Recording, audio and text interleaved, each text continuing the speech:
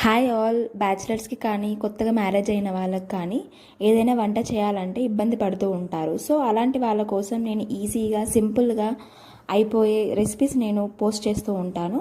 So ఈరోజు ఈజీగా సింపుల్గా అయిపోయే రెసిపీస్లో ఫస్ట్ గుర్తుకొచ్చేది మనకు టమాటో కర్రీ. సో మనం టమాటో కర్రీ ఎలా వండుకుందామో చూసేద్దాం.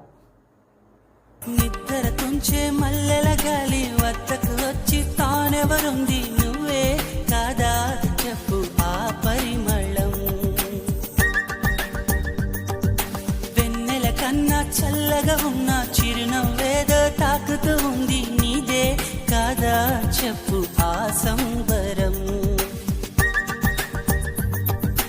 కనుల ఎదుట నువ్వు లేకున్నా మనసు నమ్మదే చెబుతున్నా ఎవరితో ఏమన్నా నువ్వు పిలిచినట్టనుకున్నా ఇది హాయో ఇది మాయో నీకైనా తెలుసునా.